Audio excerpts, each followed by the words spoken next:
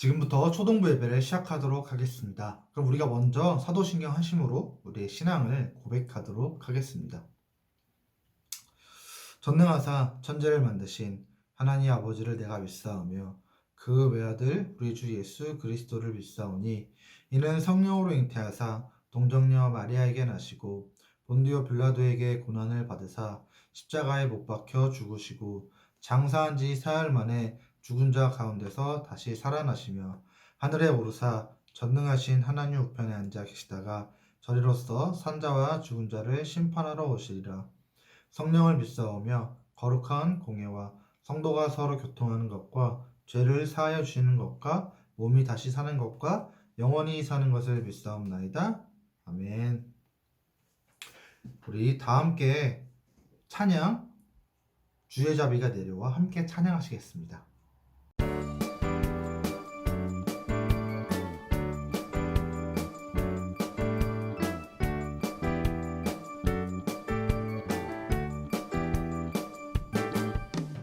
주의 자비가 내려와 내려와 주의 자비가 봄비같이 주의 자비가 내려와 나를 덮네. 주의 자비가 내려와 내려와 주의 자비가 봄비같이 주의 자비가 내려와 나를 덮네. 오 주의 자비하심과 주의 은혜로 나는 영원히 춤추리.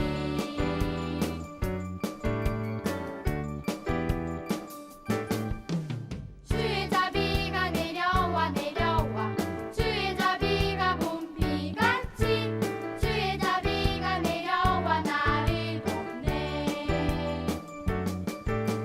주의 자비가 내려와 내려와 주의 자비가 봄비같이 주의 자비가 내려와 나를 덮네. 오 주의 자비하심과 주의 은혜로 나는 영원히 춤추리. 오 주의 자비하심과 주의 은혜로 나는 영원히 춤추리.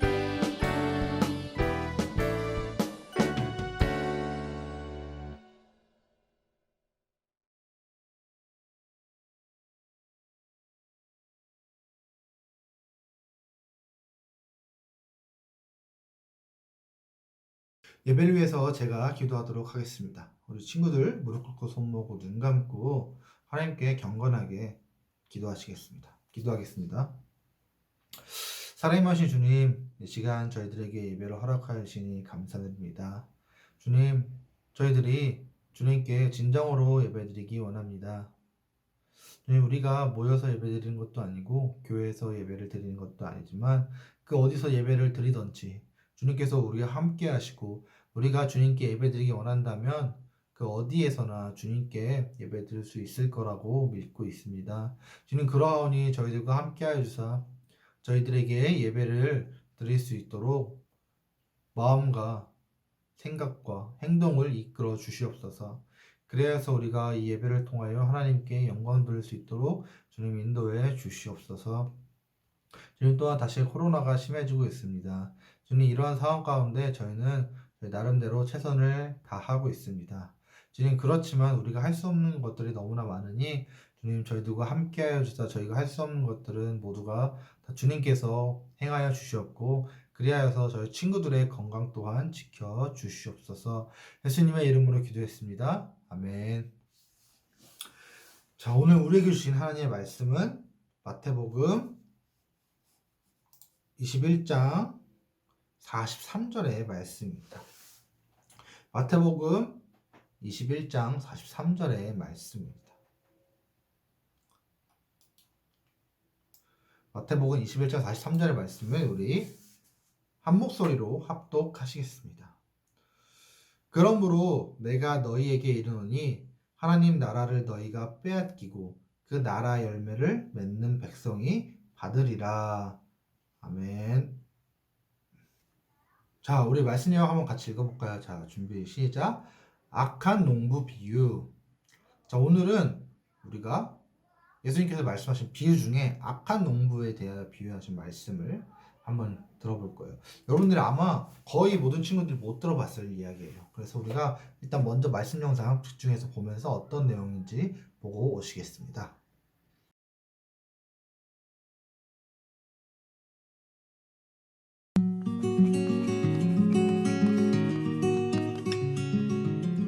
예수님이 성전에서 가르치고 계실 때 종교 지도자들에게 이 이야기를 들려주셨어요. 어떤 사람이 포도원을 만들었다. 울타리를 두르고 포도즙을 짜는 틀을 만들고 망대도 세웠다. 포도원 주인은 소작인 몇 명에게 포도원을 빌려준 뒤 다른 나라로 떠났다. 열매를 거둘 때가 되자 주인은 약속한 대가를 받으려고 자기 종들을 보냈다. 그러나 소작인들은 종을 붙잡아 한 명은 때리고 한 명은 죽였다. 나머지 한 명에게는 돌을 던졌다. 주인은 더 많은 종을 포도원으로 보냈지만 이번에도 소작인들은 종들을 공격했다. 마침내 주인은 자기 아들을 보냈다. 소작인들이 아들은 존중할 것이라 생각했지만 그들은 아들을 포도원 밖으로 내쫓아 죽이고 말았다. 예수님이 물으셨어요. 포도원 주인이 돌아와 소작인들을 어떻게 해야 하겠느냐? 종교 지도자들이 대답했어요. 소작인들을 죽이고 자기를 주인으로 인정하는 사람에게 포도원을 맡겨야 합니다. 예수님이 말씀하셨어요. 너희는 성경에서 이런 말씀을 읽어보지 못했느냐? 집 짓는 사람이 버린 돌이 집에 모퉁이 돌이 되었다. 이것은 하나님께서 하신 일이요 우리 눈에는 놀라운 일이다. 내가 너희에게 말한다. 하나님께서 너희에게서 하나님 나라를 빼앗아서 그 나라의 열매를 맺는 백성에게 주실 것이다. 누구든지 이 돌 위에 넘어지는 사람은 산산조각이 나고 이 돌에 맞는 사람은 가루가 될 것이다. 종교 지도자들은 이 이야기가 자기들에게 하시는 말씀인 것을 알았어요. 예수님은 종교 지도자들에게 자신이 누구인지 가르쳐 주시려고 이 이야기를 들려주셨어요. 하나님은 아들이신 예수님을 이 땅에 보내셨지만 종교 지도자들은 예수님을 받아들이지 않았어요. 예수님은 모퉁이돌이에요. 가장 중요한 분이죠. 우리를 죄에서 구원하실 분은 오직 예수님뿐이에요. 자, 영상을 잘 봤나요? 자, 예수님께서는 포도원 주인이 농부들에게 자신의 밭을 빌려준 이야기를 들려주셨어요. 근데 이제 우리는 예수님 말씀을 통해 알게 됐어요. 예수님이 진짜 하시고 싶었던 이야기가 바로 제멋대로 구는 농부들에 대한 것이 아니라는 걸요.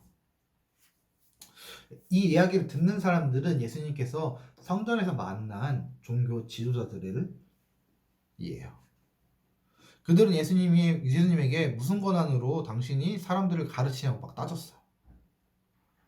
그들은 예수님이 그리스도이자 하나님의 아들이라는 사실을 믿지 않았기 때문이에요. 그래서 예수님은 이 비유로 종교 지도자들에게 예수님이 어떤 분인지 알려주는 거예요. 이 비유는 이스라엘 백성들에 관한 비유예요. 하나님은 아브라함의 자손인 이스라엘 백성들을 통해서 이 세상에 복을 주겠다고 하셨어요. 이 포도원은 이스라엘 백성이고 농부는 이스라엘의 지도자들이에요. 하나님은 선지자들을 보내서 백성들에게 계속 말씀하셨어요. 근데 사람들은 그런 말씀을 듣지 않고 오히려 선지자들을 핍박했어요. 그래서 하나님께서 이러다가는 이들이 구원을 받지 못하겠다 싶으셔서 하나님의 아들인 예수님을 그들에게 보내신 거예요. 사람들이 하나님의 아들인 예수님을 존중하기를 바라셨어요. 근데 어떻게 했어요? 그 사람들, 이 백성들, 또 이스라엘 지도자들은 예수님을 하나님의 백성으로 받아들이지 않았어요. 예수님은 종교 지도자들에게 하나님이 예수님을 영접하지 않는 사람들을 심판하실 것이라고 가르쳤어요. 하나님은 당연히 그렇게 할 수도 있죠. 사람들을 심판할 수 있어요. 하나님이 하나님의 아들 예수님을 이 땅에 보내셨지만 종교 지도자들은 하나님의 아들이 예수님을 믿지 않았어요. 예수님을 바로 우리가 모퉁이 돌이라고 이야기해요. 모퉁이 돌이 뭐냐면 이 벽을 딱 이렇게 집을 지을 때 벽을 세우잖아. 그럼 벽을 이 만나는 부분에다 이렇게 딱 받치는 돌을 모퉁이 돌이라고 해요. 그래서 이 모퉁이 돌이 없거나 잘못되면 이 벽이 뭐 기울어지기도 하고 집이 무너질 때도 있어요. 바로 가장 중요한 부분이에요. 그러니까 예수님 모퉁이 돌이란 말은 바로 예수님이 가장 중요한 분이라는 거예요. 가장 중요하신 분인 이유는 우리를 유일하게 죄에서 구원해 주실 수 있기 때문이에요. 그렇기 때문에 예수님을 받아들이지 않는 건 아주 큰 실수예요. 예수님은 농부들이 포도원 주인의 아들을 죽인 것처럼 지도자들이 자신을 죽일 것을 알고 있었어요. 예수님은 십자가에서 죽으심으로 죽은 자 가운데서 다시 살아나셨고 그것을 통해서 온 세상에 구원을 전하셨어요. 그 결과로 우리가 지금 예수님을 믿고 있는 거예요. 종교 지도자들은 예수님을 끝까지 믿지 않았어요. 그래서 그들은 악한 농부가 되어서 결국 구원을 받지 못했어요. 우리가 오늘 말씀을 들었으니까 말씀을 기억하면서 하나님의 아들이신 예수님을 믿음으로 말미암아 구원받을 수 있는 우리 초등부 친구들이 되었으면 좋겠습니다. 그럼 기도하시겠습니다. 살아있는 하나님, 악한 농부의 비유를 통해서 하나님은 예수님을 영접하지 않는 사람들을 심판하신다는 것을 배웠습니다. 종교 지도자들은 잘못된 가르침과 하나님의 말씀을 구별하지 못하는 이스라엘 백성들의 모습을 통해서 우리가 그런 모습이 있지 않는지 주님 돌아보게 됩니다. 우리의 구원자 되신 예수님을 거절하는 것이 아니라 믿을 수 있도록 인도해 주시옵소서. 그리하여서 저희 친구들 한 사람 한 사람 모두가 다 주님과 함께함으로 주님과 늘 동행하면서 하나님의 아들이신 예수님을 언제나 찬양하며 살아갈 수 있도록 인도해 주시옵소서. 예수님의 이름으로 기도했습니다. 아멘. 그럼 우리 적용 영상 보고 오도록 하겠습니다.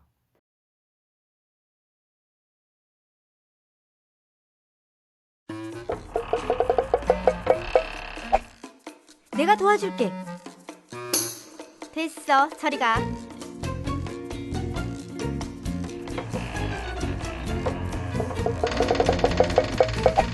내가 도울 수 있어. 저리 좀 가 있어.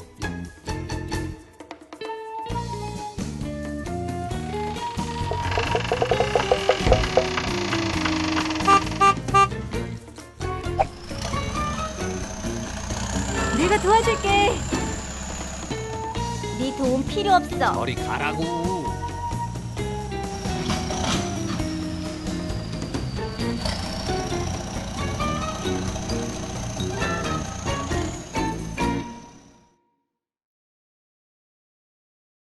자, 영상 잘 봤나요?